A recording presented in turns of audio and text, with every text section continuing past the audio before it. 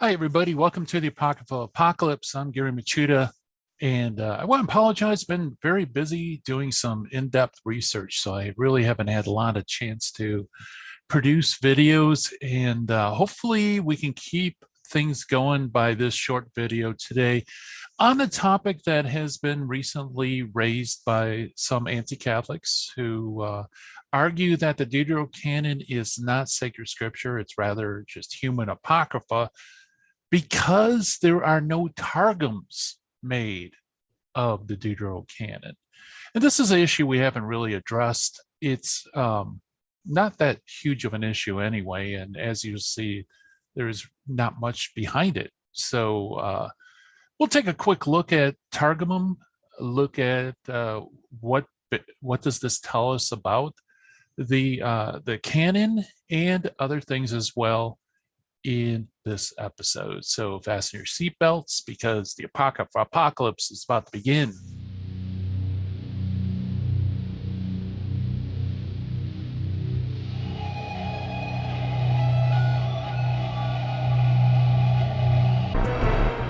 All right, so the Targums.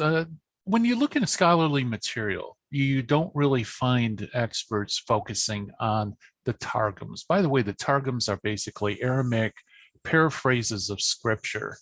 However, recently, I think it's become popular amongst non-Catholics to try to argue that the absence of Targums on the Deuterocanon somehow show a Jewish rejection of these books. And they imply that this rejection actually goes all the way back to the time of Jesus. So I don't want to put words in the opponent's mouth. So here's a clip from Anthony Rogers. It was made during a conference on a biblical analysis of Roman Catholicism, which was quite a conference indeed. And William Albrecht and myself have already appeared on Sam Shamoon's channel. And we took a close look at Anthony Rogers' presentation against the Deuterocanon. But we didn't touch on this issue. And like I said, it's an ancillary issue, but nevertheless, it is occasionally raised out there. So I want to take a look at it. So here's Anthony's few comments that he makes on the absence of the Deuterocanon among the Targum. The Jews made numerous Targums, which were interpretive paraphrases of the Old Testament. We have Targums for the books that Josephus says were accepted by the Jews, the books that Protestants accept. We do not have any Targums for the Apocrypha, another indication that the Jews did not accept the apocryphal books as canonical Now, scripture. one major distinction Anthony fails to do in his presentation, and this is a distinction that's never made by any Protestant, so I'm not picking on him, is he fails to distinguish between covenantal Judaism and rabbinic Judaism. Covenantal Judaism is the Judaism of Jesus' day up to the time of the destruction of the temple in AD 70. Covenantal Judaism had a functioning temple. And the reason I call it covenantal is because they were able to do the things that were prescribed in the law of Moses in regards to sacrifice and so on. They had a functioning priesthood, all the components necessary to fit within that covenantal economy of the Old Covenant. Now, after 70 AD, especially around the beginning of the 2nd century, Judaism undergoes a catastrophic event. The temple's destroyed, and they begin a second revolt against the Romans in order to reestablish the temple, which fails. This is the Barkakba Revolt, where Rabbi Akiba, a false prophet, declared that Barkakba is the true Messiah, and Barkakba is killed. Eventually, Akiba is martyred. And from that point on, Judaism becomes more uniform because the Pharisee party was really the only party that survived intact and with enough clout to continue. So before rabbinic Judaism, Judaism was comprised of various sects and groups, each having their own distinct understandings about what scripture is. And the confines of scripture, the canon, after this catastrophic event, it's largely Pharisaic. and they define for themselves what is the canon. And so this takes a few centuries before it becomes uniform throughout Judaism outside of Palestine, diaspora. So this reference to the Targums is very interesting, and it's very ambiguous because Targums existed during the time of Jesus, even before the time of Jesus. We have Targums that were discovered in Qumran in the Dead Sea Scrolls. And then you have later Targums that were comprised and composed in what we would call Rabbinic Judaism, all right, well after the time of Christ. Now, the argument is that since there are no Targums of the Deuterocanon, therefore, that means that they were never part of the canon, they were rejected or whatever.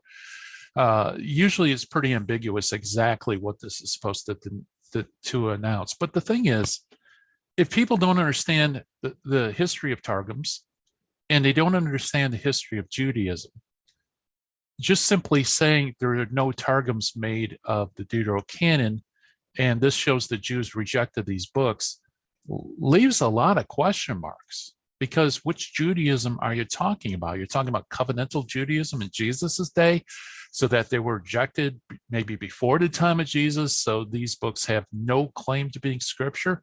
That's kind of the implication.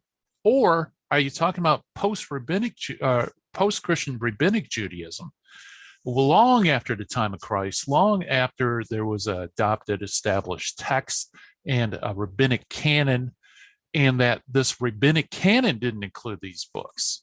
Well, that's an entirely different question.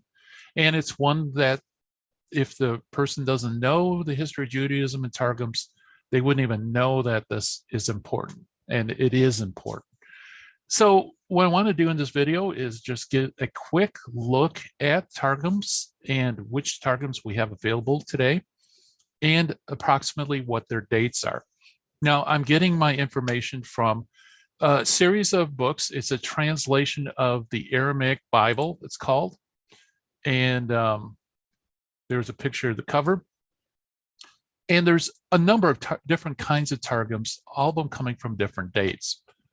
So what I did was, looking at the introductory material for each volume, I took out the date of composition, and I put it into this chart, which you can see right here. And this is roughly chronological. There's a lot of problems with dating Targums, just like dating books of the scripture. It's really scholarly guesswork, unless they have something that can really be pinned to a specific date. All you have to do, it's really just the best guesses of scholars. So here you can see we have several Targumim, this is the plural, by the way. In Qumran, we have several fragments of a Targum from Leviticus and also several from Job, and one possible one from Genesis. Now, the date of composition, I'm not sure what the date of composition scholars have for each of these Targums. We know from Dead Sea, it ranges from 3 BC all the way to the end of the 1st century AD. So obviously, these Targums existed during the time of Christ, and they certainly carry material that was made earlier as well. So you can cross off on your canonical list Leviticus, which no one in their right mind would say was ever held as not canonical by the Jews. Job and Genesis. Again, Genesis is part of the Pentateuch. Now, as we move through this list, I want you to note something that's very important, that the Targums that were present in Qumran, in the Dead Sea Scrolls, are disconnected from later Targums. Okay, so it's we do have early Targumim on Leviticus, Job, and Genesis, but those are not the same as the later Targums we have on Leviticus, Job, and Genesis. Okay, so they're a distinct group. So really the only first century confirmation that we have of the canon is these three books according to Targums. Now, obviously, this does not settle the question of whether the Deuterocanon is inspired scripture or accepted by the Jews in Jesus' day. Why? Because we can only affirm three books through the Targum. This is found in a footnote, by the way, to Lee McDonald's book on the canon, in which he says, and here's a quote from it, he gives the various Qumran text, and then he says, these texts are completely independent of the later Targums and were brought to my attention by C.A. Evans in personal correspondence, unquote. So that's disconnected from the later ones, okay? So that means the later ones have to stand on their own 2 feet as far as witnesses to the canon. Because dating is largely scholarly guesswork, as you can see, there's not really precise times that can be given. The earliest seems to be maybe the Targum on minor prophets, excuse me, which was done sometime after AD 70. Then we have Neophiti and Onkelos, which contain only the Pentateuch, the first 5 books. Those are usually dated as early as the 2nd Christian century. Targum Jonathan has the prophets, and that's the dates span from 2nd century to the 7th century. There's Targum of Proverbs, which is dated in 2nd century. Job, which is a collection of various materials, so it's a little difficult to date. The introduction says that the earliest would be 2nd century all the way through to the 8th century.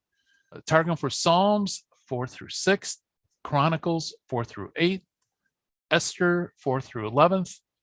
Isaiah, the introduction did not give any date for the Isaiah Targum, and obviously the Jews accepted Isaiah, so that's not even in question.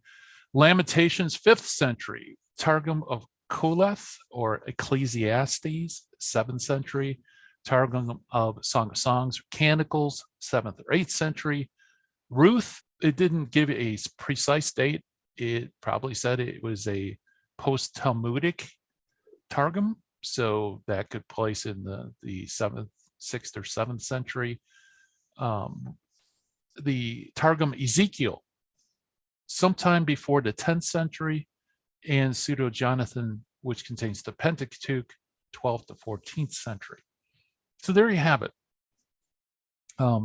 You have this broad range of various dates in which these various Targums were made. Now, what does this tell us about the canon? Well, it gives a little bit of information about maybe the 2nd century, namely that the Jews accepted the minor prophets, the Pentateuch, the major prophets, and Proverbs, and Job. Okay, that's all it tells us about this period. Is that some reason to suspect, well, the absence of a deuterocanonical Targum is a rejection? Well, this is pretty late, right? Very late in history. And as you continue, of course, the 4th century, 5th, 7th, 10th, 12th century, you don't get the whole complete rabbinic canon completed until very late in the Christian era. I mean, we're talking 6th, 7th, 8th century, maybe even later to the 14th century, before you have Targums of everything.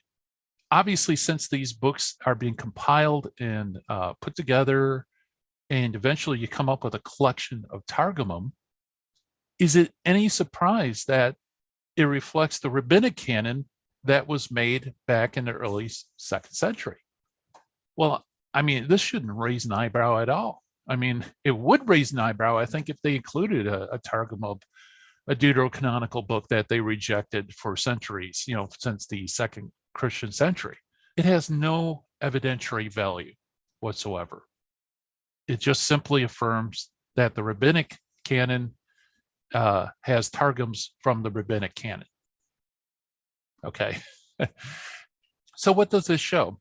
This shows that centuries after the time of Christ, when the rabbinic canon was the norm, Targums were made from the rabbinic canon.